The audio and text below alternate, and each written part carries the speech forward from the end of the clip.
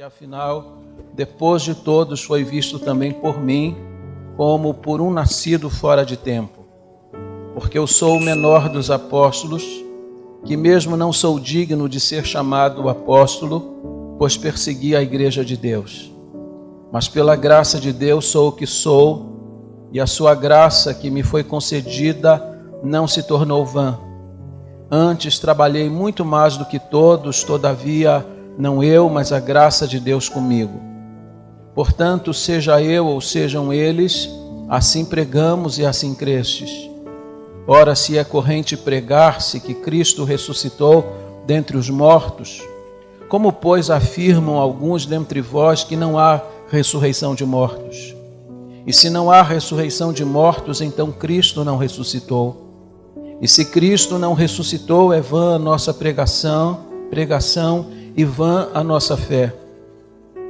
E somos tidos por falsas testemunhas de Deus, porque temos asseverado contra Deus que Ele ressuscitou a Cristo, ao qual Ele não ressuscitou, se é certo que os mortos não ressuscitam.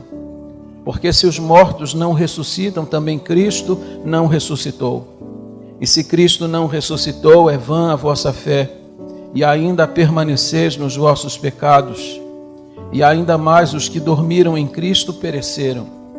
Se a nossa esperança em Cristo se limita apenas a esta vida, somos os mais infelizes de todos os homens. Mas de fato Cristo ressuscitou dentre os mortos, sendo Ele as primícias dos que dormem. Visto que a morte veio por um homem, também por um homem veio a ressurreição dos mortos. Porque assim como em Adão todos morrem, assim também todos serão vivificados em Cristo. Cada um, porém, por sua ordem. Cristo as primícias, depois os que são de Cristo na sua vinda. E então virá o fim, quando Ele entregar o reino ao Deus e Pai, quando houver destruído todo o principado, bem como toda a potestade e poder, porque convém que Ele reine até que haja posto todos os inimigos debaixo dos pés. O último inimigo a ser destruído é a morte. Que Deus abençoe a sua palavra. Vamos orar. Obrigado, Deus, pela leitura da tua palavra. A parte mais importante do sermão acaba de ser entregue. Mas agora eu te suplico, Deus, pela exposição do texto, que o teu Santo Espírito ilumine a nossa mente e use a boca do pregador. Que vidas que estão aqui conheçam a boa nova da ressurreição de Cristo, se ainda não foram persuadidos por ela. E a nós, teu povo, alegra-nos uma vez mais com esta bendita certeza, porque é ela que nos dá a segurança para o hoje e a esperança para o amanhã. Obrigado, Deus, pelo penhor da nossa própria ressurreição, que foi garantido na ressurreição de Jesus Cristo. Deus, comunica a tua palavra à tua igreja nesta hora. Destrave, Deus, todos os ouvidos e todos os corações, para que a tua palavra tenha livre curso, que todas as vozes se calem nesta hora, para que prevaleça a voz do Senhor. É a oração que eu faço em o nome bendito e santo de Jesus. Amém. Por favor, tomem assento.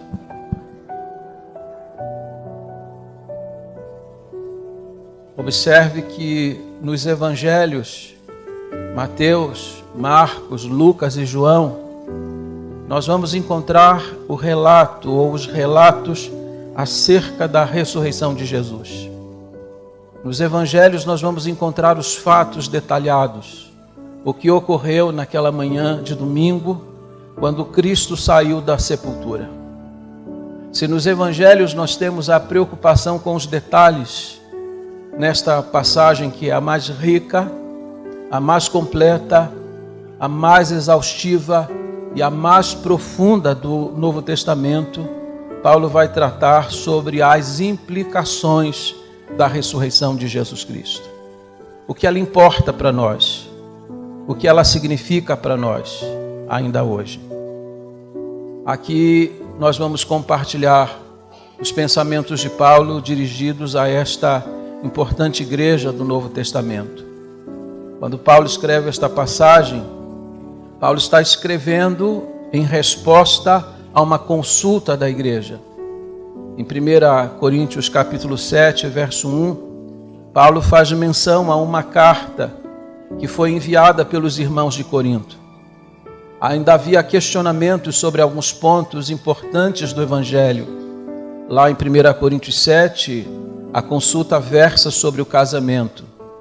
Mas é óbvio que naquela missiva enviada pela igreja, os assuntos eram diversos. E um dentre eles era sobre a questão da ressurreição.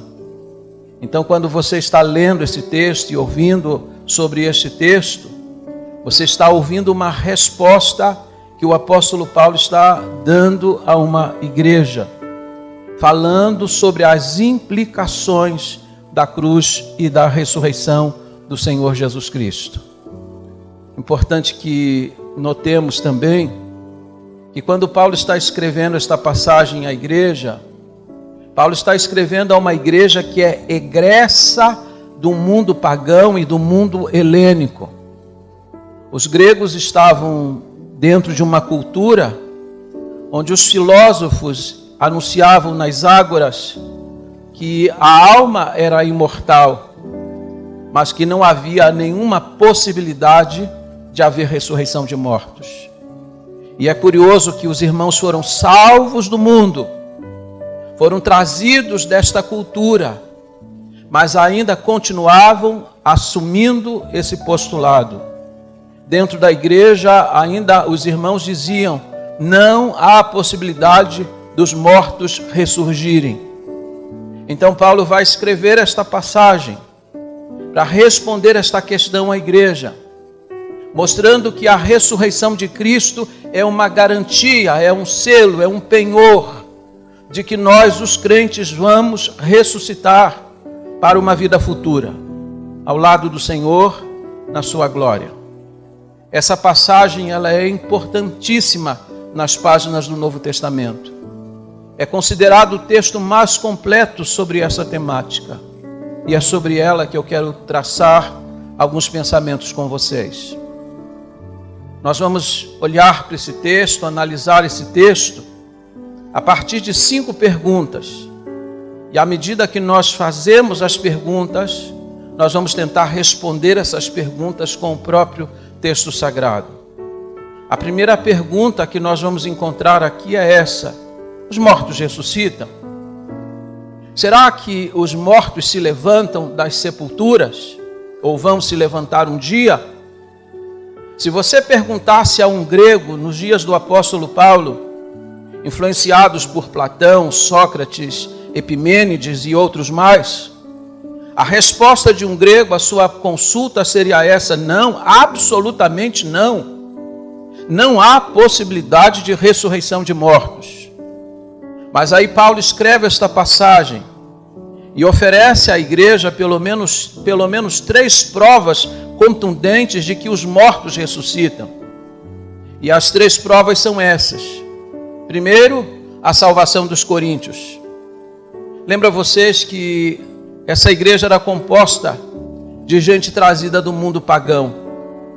Paulo vai falar que eles viveram uma vida imiscuída com o mal, com uma depravação moral. Viviam uma vida tão depravada que eles eram chamados de coríntios. E coríntios, na verdade, era um termo pejorativo. Indicava uma sociedade profundamente decadente.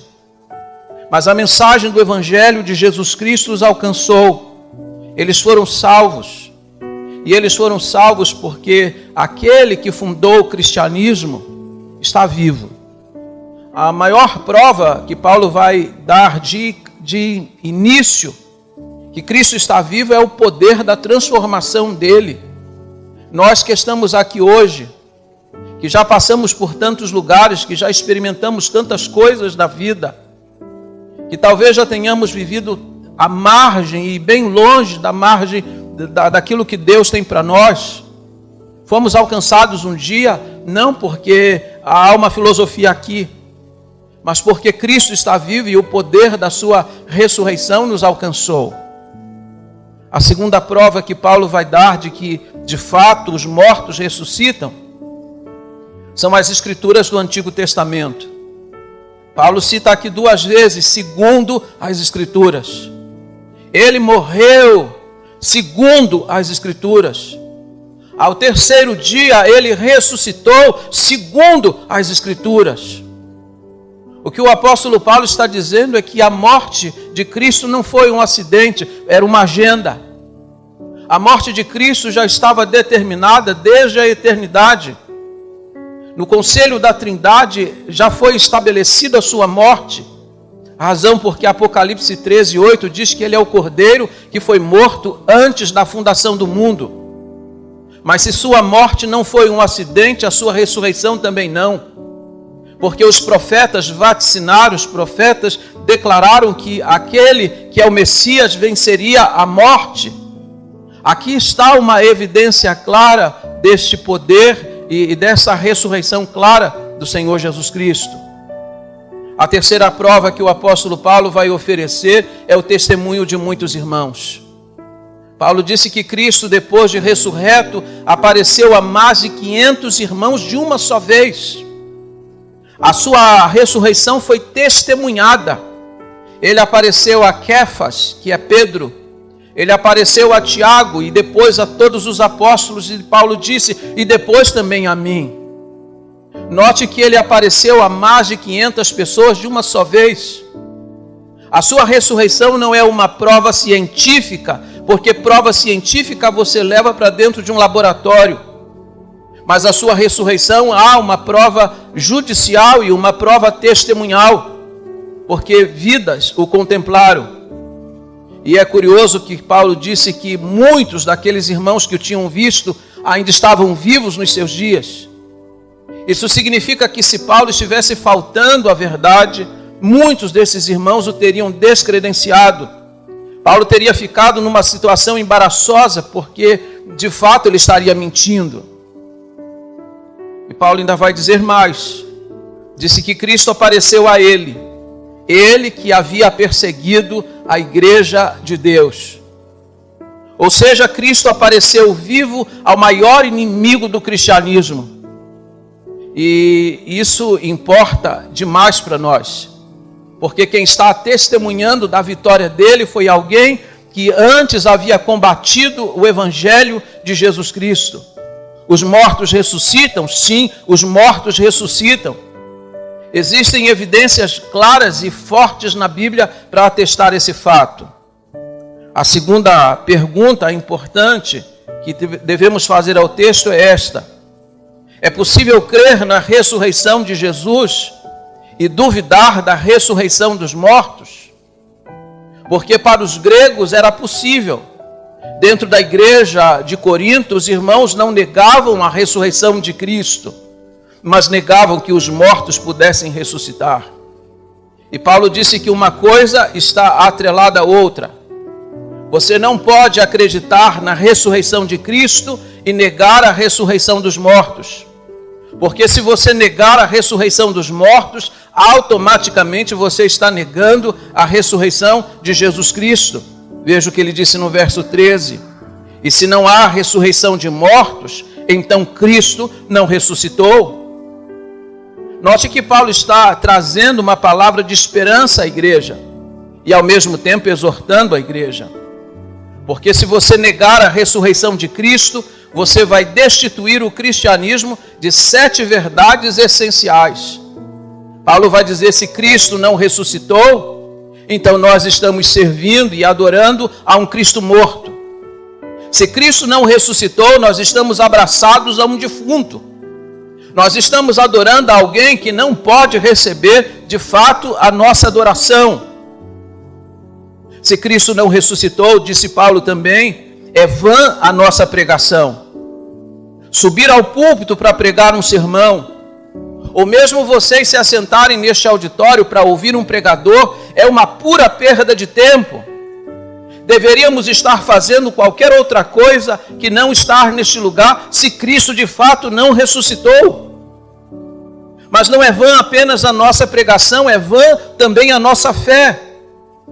Porque se Cristo não ressuscitou, nós estamos aqui envolvidos numa grande mentira. Se Cristo não ressuscitou, a mensagem do Evangelho é vazia. e destituída de qualquer significado e valor. Se Cristo não ressuscitou, disse o apóstolo Paulo que nós somos falsas testemunhas. Porque Paulo disse que nós asseveramos que Deus ressuscitou Jesus Cristo, quando na verdade Deus não ressuscitou, se de fato nós negamos esta verdade. Então nós estamos dando um testemunho falso, nós estamos cometendo perjúrio diante das pessoas, porque estamos falando de algo que não é verdade, que não é realidade. Se Cristo não ressuscitou, disse Paulo, nós permanecemos nos pecados. Porque se Ele não ressuscitou, nós ainda estamos sem a remissão das nossas faltas.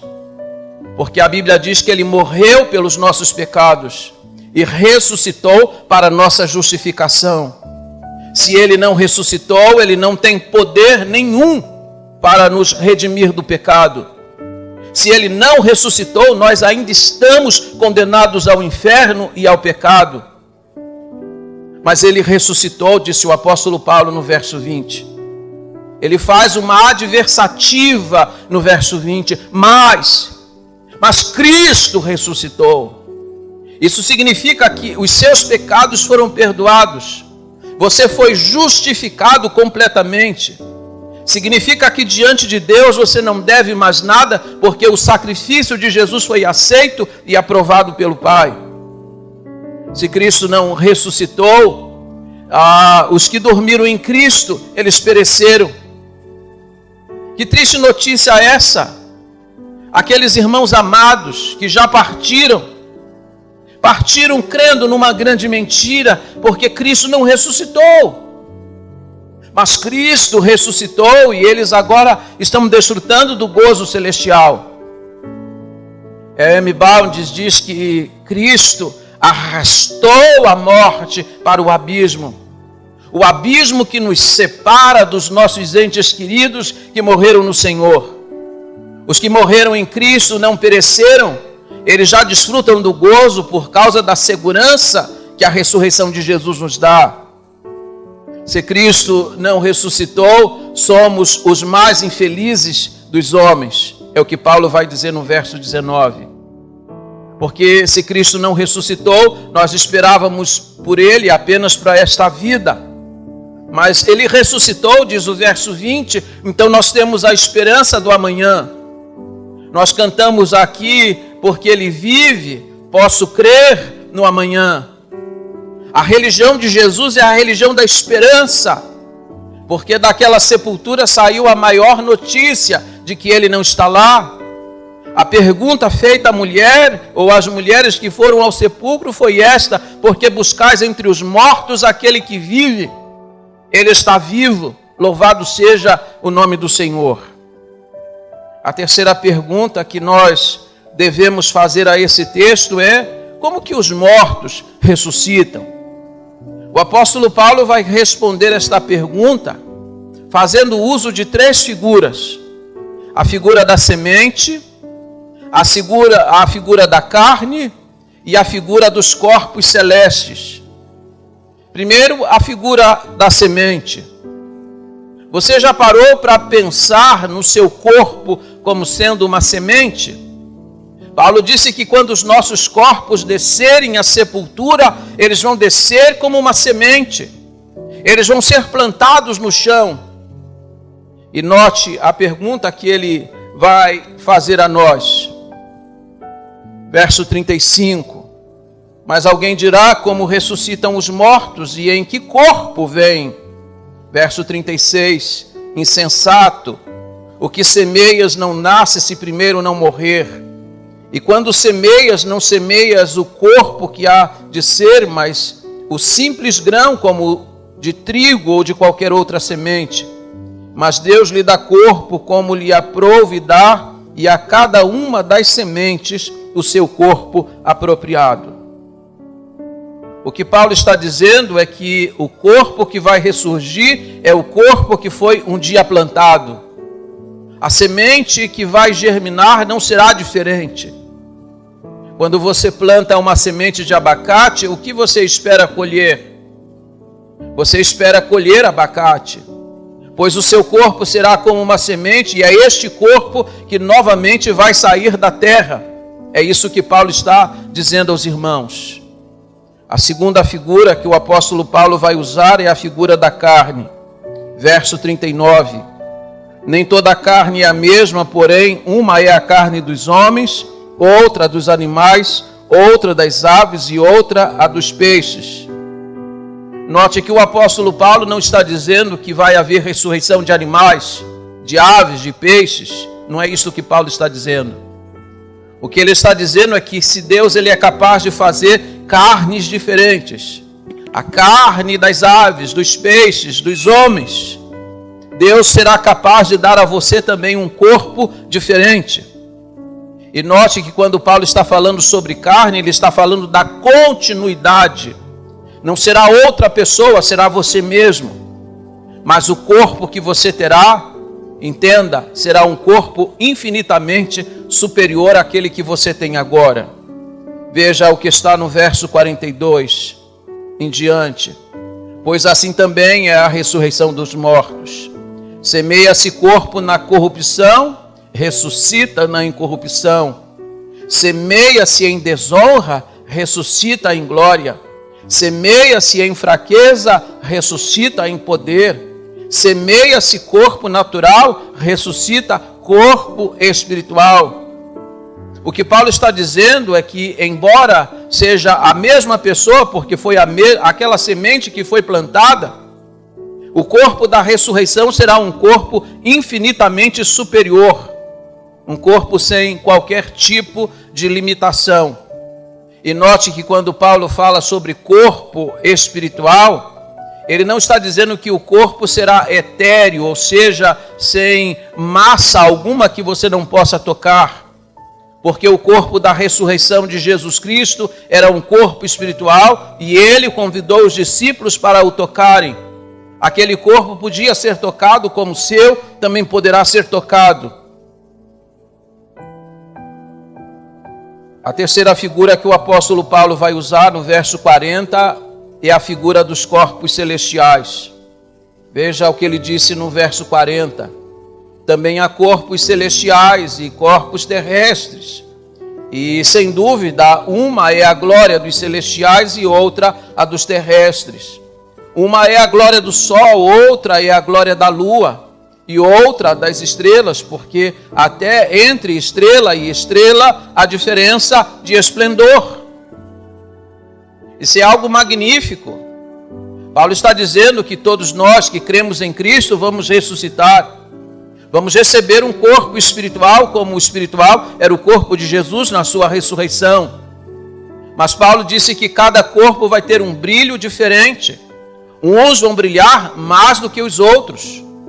As irmãs que gostam de usar paetês, que gostam de vir com roupas brilhosas, tratem de fazerem boas obras. Porque Daniel capítulo 12, versículo 3 diz que aqueles que andam no caminho da justiça vão brilhar mais do que o sol. Você não tem noção de como será o seu corpo, o corpo glorioso. E a Bíblia diz que haverá diferença de glória. Há crentes que vão ter mais glória, vão brilhar mais do que outros na ressurreição.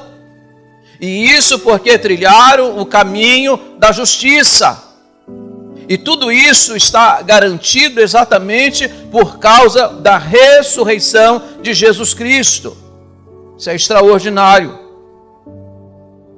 E aqui, quando Paulo trata da diferença de glória e de brilho, porque ele disse que existem muitas estrelas, mas cada uma tem o seu brilho pessoal, assim será os crentes. Paulo está tratando da questão dos galardões. Muitas vezes os crentes me perguntam como que será o galardão. Há pessoas que dizem, pastor, o senhor deve ter muitas pedras na sua coroa. Eu não sei se é assim, mas talvez aqui esteja uma resposta para esta temática. Qual será a nossa recompensa? Talvez a recompensa seja esta: o esplendor da glória, exatamente por termos andado mais ou menos no caminho da justiça de Deus. A quarta pergunta que devemos fazer a esse texto é: Quais são as implicações da ressurreição dos mortos? Como é que Paulo vai responder essa questão para nós? Paulo vai apresentar aqui 4 implicações acerca da ressurreição dos mortos. A primeira implicação tem a ver com o batismo em favor dos mortos ou pelos mortos. É interessante que a igreja dos santos dos últimos dias, a igreja dos mormons, se apoiam num texto da palavra de Deus para defender esta questão. Verso 29. De outra maneira que farão os que se batizam por causa dos mortos. Se absolutamente os mortos não ressuscitam, por que se batizam por causa deles? Note que Paulo não está referendando batismo em favor dos mortos. Paulo está apenas lembrando uma prática herética na cidade de Corinto. As pessoas se batizavam em favor dos mortos, assim como no Brasil nós temos pessoas que fazem missas em favor dos mortos, acendem velas em favor dos mortos. Em Corinto as pessoas faziam diferente, elas se batizavam em favor dos mortos. Mas Paulo está aqui fazendo uma argumentação, porque a fé argumenta. Se vocês não acreditam na ressurreição dos mortos, por que se batizam por causa deles? E vocês sabem que isso seria uma heresia em qualquer sentido. É uma heresia porque a responsabilidade pela salvação, ela é individual, ela é pessoal.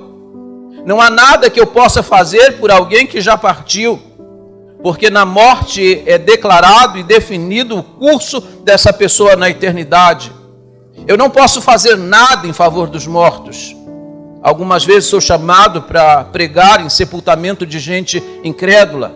E a família, obviamente, contristada, quebrantada, diz: pastor, o senhor pode orar por ele? E eu digo: por ele eu não posso. Eu não posso fazer mais nada por ele. Mas eu posso orar por vocês que estão vivos. Posso pregar a palavra de Deus para vocês. E sempre assevero nas sepulturas, ou junto às sepulturas, que as pessoas que estão lá devem me ouvir naquela hora, porque a morte também vai alcançá-las. É uma heresia também, porque, na verdade, o batismo não é condição para a salvação de ninguém. Nós não somos salvos porque fomos batizados, nós somos salvos porque cremos em Jesus e porque cremos nele, fomos batizados. Ninguém será salvo porque foi batizado. Nem nessa igreja, nem naquela outra igreja, nem por este ou por aquele pastor. O que importa não é quem batizou você ou a igreja onde você foi batizado, mas se de fato você creu em Jesus Cristo como seu Salvador pessoal. A segunda implicação que o apóstolo Paulo vai apresentar é a implicação do sofrimento de Cristo. A partir do verso 30 ele disse: porque também nós nos expomos a perigos toda hora. Dia após dia morro. Eu protesto, irmãos, pela glória que tenho em vós outros, em Cristo Jesus nosso Senhor. Se como homem lutei em Éfeso com feras, que me aproveita isso, se os mortos não ressuscitam? Note que o apóstolo Paulo está dizendo. Ele disse que valor tem a gente sofrer por causa do Evangelho. De que adianta eu ter enfrentado as feras em Éfeso, e quando Paulo escreveu esta carta ele estava em Éfeso. Paulo está dizendo que a sua estadia em Éfeso foi marcada pela oposição. As pessoas o combateram e ele enfrentou essas pessoas como se fossem feras. Ele disse que se expunha a perigos de tal maneira que ele retrata a sua estadia diária ali como uma morte diária, porque todos os dias ele estava diante da iminência da morte. A pergunta era: então para que eu estou passando por tudo isso? Para que eu estou combatendo pelo Evangelho? Por que eu estou sofrendo por causa do Evangelho se os mortos não ressuscitam? Não, Cristo ressuscitou, asseverou ele no verso 20. E se Cristo ressuscitou, significa que todo sacrifício, que todo sofrimento que eu tenho por Ele, vale a pena. Nada é em vão, porque você será recompensado pelo justo juiz no dia da sua vinda. A terceira implicação que Paulo vai apresentar é a implicação quanto à distância ou à separação do pecado. Porque havia uma filosofia entre os gregos, porque eles acreditavam numa dualidade, de que a matéria é má e que o espírito é bom. É o espírito que interessa, porque a matéria ela é completamente má e ela precisa ser destruída. E como é que se destruía a matéria? No pecado, na depravação moral. É por isso que aquela igreja estava marcada pela maior... Aqueles crentes antes tinham vivido na maior depravação moral. Paulo disse que inclusive muitos deles tinham sido efeminados. Muitas das mulheres daquela igreja tinham sido prostitutas. Algumas tinham sido prostitutas cultuais, mas foram alcançadas pelo Evangelho. A pergunta de Paulo é essa: se Cristo não ressuscitou, então para que agora a gente precisa se abster do pecado? Não deveríamos nós, como os gregos, dizerem, como diziam, comamos e bebamos que amanhã morreremos? Não deveríamos nós abraçar o hedonismo e viver e experimentar todas as taças do prazer? Não, Cristo ressuscitou. E se nós cremos de fato na ressurreição de Cristo, nós devemos viver uma vida santa, distante do pecado, porque haverá um dia de redenção e haverá um dia de prestação de contas. Não é inútil viver uma vida santa. Replicando uma vez mais Daniel capítulo 12, versículo 3, em que ele diz que aqueles que andam e procuram andar no caminho da justiça são esses que vão brilhar e refugir a glória do Senhor, porque Cristo ressuscitou. A quarta implicação que o apóstolo Paulo vai apresentar a nós é quanto à morte. E aqui eu chamo sua atenção para os versos 54 a 57. E quando este corpo corruptível se revestir da incorruptibilidade, e o que é mortal se revestir da imortalidade, então se cumprirá a palavra que está escrita: tragada foi a morte pela vitória. Onde está, ó morte, a tua vitória? Onde está, ó inferno, o teu aguilhão? O aguilhão da morte é o pecado, e a força do pecado e a lei. Graças a Deus que nos dá a vitória por intermédio de nosso Senhor Jesus Cristo. O que o apóstolo Paulo está dizendo para nós? Paulo está dizendo que nós olhamos agora a morte de frente, mas um dia nós vamos olhar para a morte no retrovisor, ela ficará para trás. E aqui nós temos a tensão entre o já e o ainda não. O já, Cristo venceu a morte. Dr. John Owen disse que na cruz Cristo matou a morte. Isso é o já, mas existe o ainda não. Essa vitória contundente sobre a morte ainda não foi consumada. E essa vitória se dará no dia da vinda de Jesus Cristo, o nosso Senhor. Naquele dia ele vai lançar no abismo a morte, assim como o diabo, o anticristo e a besta.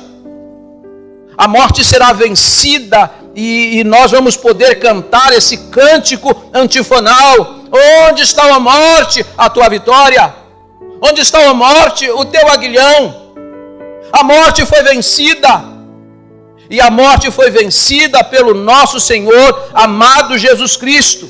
E por causa dele, nós desfrutamos dessa certeza e garantia. A quinta e última pergunta que nós vamos fazer ao texto é exatamente esta: quando que os mortos ressuscitam, vão ressuscitar? Qual é o tempo em que isso vai acontecer? Olha comigo o verso 23. Cada um, porém, por sua própria ordem. Cristo as primícias, ou seja, ele primeiro, ele ressuscitou. Ele é o primogênito dentre os mortos, ele foi o primeiro da fila. Depois, os que são de Cristo na sua vinda. Quando que os mortos vão ressuscitar? Quando? Na vinda de Jesus Cristo. Veja o que Jesus garantiu em Mateus capítulo 5, versos 28 e 29. Eu peço que você abra sua Bíblia, grife esse texto na sua Bíblia, porque é preciosíssimo para compor o nosso escopo doutrinário. João capítulo 5, versos 28 e 29. Jesus disse: não vos maravilheis disto, porque vem a hora em que todos os que se acham nos túmulos ouvirão a sua voz e sairão. Os que tiverem feito o bem para a ressurreição da vida, e os que tiverem praticado o mal para a ressurreição do juízo. Vão ouvir a voz do Senhor. Note como a voz de Jesus ela é poderosa, porque você fala com o morto e ele não responde. Você manifesta palavras de carinho para um morto e ele não tem reação. Mas os mortos naquele dia vão ouvir a voz de Jesus e vão sair das suas sepulturas. E vão ser chamados pelo Senhor e vão atender a sua palavra. Essa é uma esperança para você ter. É uma esperança para todos nós termos. Porque muitos irmãos em Corinto não tinham. Paulo não poderia ter terminado esta passagem de outra maneira senão esta. Mas graças a Deus que nos dá a vitória por nosso Senhor e Salvador Jesus Cristo. 1 Coríntios 15, 57 é um verso que é usado muitas vezes fora de contexto. Já vi pregadores falando sobre a vitória que Jesus nos dá na enfermidade, a vitória que Jesus nos dá na conquista da aposentadoria, e vai citando tantas, porque graças a Deus que nos dá a vitória por nosso Senhor Jesus Cristo. Pois a vitória que Paulo está proclamando aqui é a vitória sobre a morte, sobre esse ente que tem assombrado a humanidade desde o jardim do Éden, porque a morte entrou no mundo e ela tem levado milhões e milhões para as sepulturas. Mas a morte que assusta a humanidade será completamente vencida e aniquilada, porque Cristo a matou. Cristo matou a morte. E agora eu vou pedir para a igreja ficar em pé. Nós vamos ler um verso juntos. O verso 58, com o qual Paulo vai concluir esta passagem. Você está envolvido no trabalho da igreja? Você serve a Jesus Cristo? Você anda cansado de trabalhar para Jesus Cristo? Você perdeu o entusiasmo de servir a Deus na igreja? Veja o que o apóstolo Paulo disse. Portanto, meus amados irmãos, sede firmes e inabaláveis e sempre abundantes na obra do Senhor, sabendo que no Senhor o vosso trabalho não é vão. Qual é a inspiração que você deve ter para continuar trabalhando? Qual é a inspiração que você deve ter para falar de Jesus às pessoas? Qual é a inspiração para você estar enfronhado nas atividades da igreja, no serviço da igreja, na contribuição para o reino de Deus? Porque Cristo está vivo. Paulo disse que a ressurreição de Cristo é uma inspiração para nós estarmos trabalhando, envolvidos. Portanto é uma palavra conclusiva. Portanto, meus amados irmãos, sejam firmes, sejam inabaláveis, sejam sempre abundantes na obra do Senhor, sabendo que no Senhor o vosso trabalho não é vão. Cristo está vivo, aleluia, trabalhemos para Ele, sirvamos a Ele, adoremos a Ele, porque nele nada é vão. Amém? Abençoa a vida do seu irmão. Vamos trabalhar para Jesus, diga para Ele. Vamos trabalhar porque Ele está vivo. Vamos adorá-lo porque Ele está vivo. Seu trabalho no Senhor não é vão. Sirva a Jesus com alegria e com singeleza de coração. E com uma viva esperança de que se um dia a morte o alcançar, a morte não terá a última palavra, porque a morte já foi vencida. O último inimigo que será vencido é a morte, proclama o apóstolo Paulo.